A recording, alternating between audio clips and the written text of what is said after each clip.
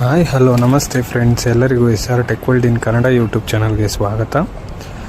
ಎಲ್ಲ ಒಂದು OBC ವಿದ್ಯಾರ್ಥಿಗಳು ಕೂಡ ಅಪ್ಲಿಕೇಶನ್ನ ಸಬ್ಮಿಟ್ ಮಾಡ್ತಾ ಇದ್ದಾರೆ. ಸೊ ಅಪ್ಲಿಕೇಶನ್ ಕೂಡ ಸಬ್ಮಿಟ್ ಆಗ್ತಾ ಇದೆ.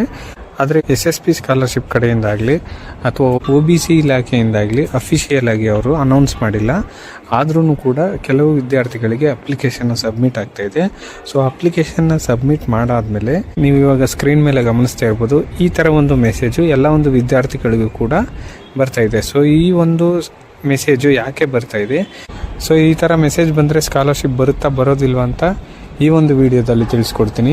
ಬನ್ನಿ ವಿಡಿಯೋನ ಸ್ಟಾರ್ಟ್ ಮಾಡೋಣ. ಮೊದಲನೆಯದಾಗಿ OBC ಕ್ಯಾಟಗರಿಯ ವಿದ್ಯಾರ್ಥಿಗಳಿಗೆ ಇವಾಗಲೇ ಅಪ್ಲಿಕೇಶನ್ ಡೇಟು ಕ್ಲೋಸ್ ಆಗಿತ್ತು. ಆದರೆ ಇವಾಗ ಅಪ್ಲಿಕೇಶನ್ನ ಸಬ್ಮಿಟ್ ಮಾಡೋಕ್ಕೆ ಹೋದಾಗ ಅಪ್ಲಿಕೇಶನ್ನು ಸಬ್ಮಿಟ್ ಆಗ್ತಾ ಇದೆ. ಸೊ ಸುಮಾರು ಜನ ವಿದ್ಯಾರ್ಥಿಗಳು ಅಪ್ಲಿಕೇಶನ್ನ ಸಬ್ಮಿಟ್ ಮಾಡಿದರು. ನಾನು ಟೆಲಿಗ್ರಾಮ್ ಚಾನಲಲ್ಲೂ ಕೂಡ ಆ ವಿದ್ಯಾರ್ಥಿಗಳು ಸ್ಕ್ರೀನ್ಶಾಟ್ನ ಸೆಂಡ್ ಮಾಡಿದರು. ಸೊ ಅಪ್ಲಿಕೇಶನ್ನ ಸಬ್ಮಿಟ್ ಮಾಡಾದ್ಮೇಲೆ ಅವರಿಗೆ ಈ ಥರ ಒಂದು ಮೆಸೇಜ್ ಬರ್ತಾ ಇದೆ. ಸೊ ನೀವಿಲ್ಲಿ ಗಮನಿಸ್ತಾ ಇರ್ಬೋದು, your scholarship application submitted successfully and please print acknowledgement for your future reference from SSP. So ಈ ಥರ ಒಂದು ಮೆಸೇಜ್ ಬಂದಿದೆ. ಅದ್ರ ಕೆಳಗಡೆ ಇನ್ನೊಂದು ಮೆಸೇಜ್ ಬಂದಿರುತ್ತೆ, ಡಿಯರ್ ಸ್ಟೂಡೆಂಟ್ ಅಂತ ನಿಮ್ಮ ನೇಮ್ ಇರುತ್ತೆ. You are not registered in Kutumba. Registration in Kutumba portal is mandatory to avail CM Raitha Vidyanidhi scheme, agriculture labourer Vidyanidhi scheme, Nekara Vidyanidhi scheme, ಮೀನುಗಾರ ವಿದ್ಯಾನಿಧಿ ಸ್ಕೀಮ್. ಸೊ ಈ ಥರ ಸುಮಾರು ಸ್ಕೀಮ್ಗಳನ್ನ ಇಲ್ಲಿ ಕೊಟ್ಟಿದ್ದಾರೆ.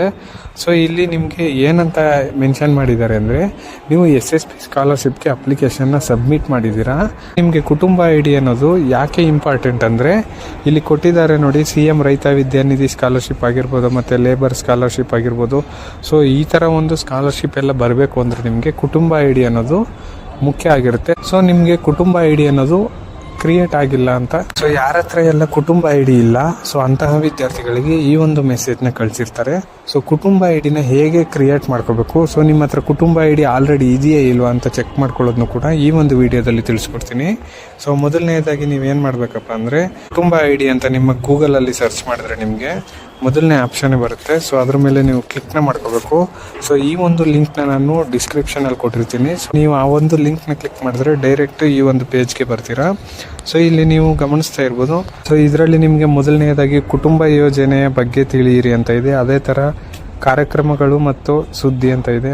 ಅದೇ ಥರ ಮೂರನೇದು ನಿಮಗೆ ನಿಮ್ಮ ಕುಟುಂಬದ ID ತಿಳಿದುಕೊಳ್ಳಿ, ಆಮೇಲೆ ಕುಟುಂಬದ ದಾಖಲಾತಿ, ಅಪ್ಲಿಕೇಶನ್ ಸ್ಥಿತಿಯನ್ನು ಪರಿಶೀಲಿಸಿ, ಕುಟುಂಬದಲ್ಲಿ ನಿಮ್ಮ ವಿವರಗಳನ್ನು ವೀಕ್ಷಿಸಿ ಅಂತ ಇದೆ.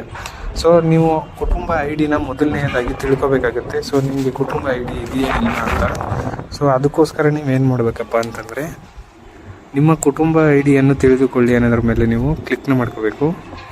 ಸೊ ಕ್ಲಿಕ್ನ ಮಾಡ್ಕೊಂಡ ತಕ್ಷಣ ನಿಮಗೆ ಈ ಥರ ಒಂದು ಪೇಜ್ ಓಪನ್ ಆಗುತ್ತೆ. ಸೊ ಇಲ್ಲಿ ಇಲಾಖೆಯ ID ಅಂತ ಇದೆ. ಸೊ ಇದ್ರ ಮೇಲೆ ನೀವು ಇಲ್ಲಿ ಕ್ಲಿಕ್ನ ಮಾಡಿಕೊಂಡ್ರೆ ನಿಮಗೆ ಸುಮಾರು ಡಿಪಾರ್ಟ್ಮೆಂಟ್ಗಳು ತೋರಿಸುತ್ತೆ. ಸೊ ನೀವು ಇಲ್ಲಿ ನಿಮ್ಮ ರೇಷನ್ ಕಾರ್ಡ್ ನಂಬರ್ನ ಹಾಕ್ಬೋದು, ಮತ್ತು ಆಧಾರ್ ಕಾರ್ಡ್ ನಂಬರ್ನ ಹಾಕ್ಬೋದು, ಇಲ್ಲೇ ಎಜುಕೇಷನ್ ID ಮತ್ತು ಪೆನ್ಷನ್ ನಂಬರ್ ಮತ್ತು ಫಾರ್ಮರ್ ID ಇದಿಷ್ಟನ್ನು ಕೂಡ ಹಾಕಿ ನೀವು ಚೆಕ್ ಮಾಡ್ಕೋಬೋದು. ಸೊ ನಿಮಗೆ ಯಾವ ಒಂದು ಇಲಾಖೆ ಬೇಕು, ಸೊ ಆ ಒಂದು ಇಲಾಖೆನ ಇಲ್ಲಿ ಚೂಸ್ ಮಾಡ್ಕೊಳ್ಳಿ. ಸೊ ನಾನಿಲ್ಲಿ ಆಧಾರ್ ಕಾರ್ಡ್ನ ಸೆಲೆಕ್ಟ್ ಮಾಡ್ಕೋತಾ ಇದ್ದೀನಿ. ಸೊ ಆಧಾರ್ ಕಾರ್ಡ್ನ ಸೆಲೆಕ್ಟ್ ಮಾಡ್ಕೊಂಡಾದಮೇಲೆ ಇಲ್ಲಿ ಆಧಾರ್ ಕಾರ್ಡ್ ನಂಬರ್ನ ಎಂಟರ್ ಮಾಡಬೇಕಾಗುತ್ತೆ, ID ಸಂಖ್ಯೆಯನ್ನು ನಮೂದಿಸಿ ಅನ್ನೋದ್ರ ಮೇಲೆ. ಸೊ ಇಲ್ಲಿ ಆಧಾರ್ ಕಾರ್ಡ್ ನಂಬರ್ನ ಎಂಟರ್ ಮಾಡ್ತಾ ಇದ್ದೀನಿ. ಸೊ ಆಧಾರ್ ಕಾರ್ಡ್ ನಂಬರ್ನ ಎಂಟರ್ ಮಾಡಾದ್ಮೇಲೆ ಕ್ಯಾಪ್ಚಾವನ್ನು ನಮೂದಿಸಿ ಅನ್ನೋದ್ರ ಮೇಲೆ ಕ್ಲಿಕ್ನ ಮಾಡಿಕೊಂಡು ಇಲ್ಲಿ ಕಾಣ್ತಕ್ಕಂಥ ಕ್ಯಾಪ್ಚನ ಎಂಟರ್ ಮಾಡಬೇಕು. ಸೊ ನಾನು ಇವಾಗ ಕ್ಯಾಪ್ಚನ ಎಂಟರ್ ಮಾಡ್ತಾ ಇದ್ದೀನಿ. ಸೊ ಕ್ಯಾಪ್ಚನ ಎಂಟರ್ ಮಾಡಾದ್ಮೇಲೆ ಸಲ್ಲಿಸು ಅನ್ನೋದ್ರ ಮೇಲೆ ನೀವು ಕ್ಲಿಕ್ನ ಮಾಡ್ಕೋಬೇಕಾಗುತ್ತೆ. ಸೊ ಕ್ಲಿಕ್ ಮಾಡ್ಕೊಂಡ ತಕ್ಷಣ ನಿಮಗೆ, ಸೊ ನೀವು ಇಲ್ಲಿ ಗಮನಿಸ್ತಾ ಇರ್ಬೋದು, ನಿಮ್ಮೊಂದು ID ಸಂಖ್ಯೆ ಮತ್ತು ಕುಟುಂಬದ ID ಎರಡೂ ಕೂಡ ಡಿಸ್ಪ್ಲೇ ಆಗುತ್ತೆ. ಸೊ ನೀವು ಸ್ಕ್ರೀನ್ ಮೇಲೆ ಗಮನಿಸ್ತಾ ಇರ್ಬೋದು. ಸೊ ಯಾರಿಗೆಲ್ಲ ಈ ಥರ ಒಂದು ಕುಟುಂಬ ID ಸಂಖ್ಯೆ ಬರುತ್ತೆ, ಸೊ ಅವರೆಲ್ಲ ಕುಟುಂಬ ID ಮತ್ತೆ ಕ್ರಿಯೇಟ್ ಮಾಡೋ ಅವಶ್ಯಕತೆ ಇಲ್ಲ. ಸೊ ಹೀಗೆ ನೀವು ಕುಟುಂಬ ID ಇದೆಯಾ ಇಲ್ವಾ ಅಂತ ಚೆಕ್ ಮಾಡ್ಕೋಬೋದು. ಸೊ ಮುಂದಿನ ವಿಡಿಯೋದಲ್ಲಿ ನಾನು ಕುಟುಂಬ ID ಇಲ್ಲದೆ ಇದ್ರೆ ಹೇಗೆ ನೀವು ಕುಟುಂಬ ID ಕ್ರಿಯೇಟ್ ಮಾಡೋದು ಅನ್ನೋದನ್ನು ತಿಳಿಸ್ಕೊಡ್ತೀನಿ. ಸೊ ಇದಾಗಿತ್ತು ಇವತ್ತಿನ ವಿಡಿಯೋ ಫ್ರೆಂಡ್ಸ್. ನಿಮ್ಗೇನಾದರೂ ಈ ವಿಡಿಯೋ ಇಷ್ಟ ಆಗಿದ್ರೆ ಲೈಕ್ ಮಾಡಿ ಮತ್ತು ಶೇರ್ ಮಾಡಿ. ಏನಾದರೂ ಡೌಟ್ ಇದ್ದರೆ ನನಗೆ ಕಮೆಂಟಲ್ಲಿ ತಿಳಿಸಿ. ಧನ್ಯವಾದಗಳು.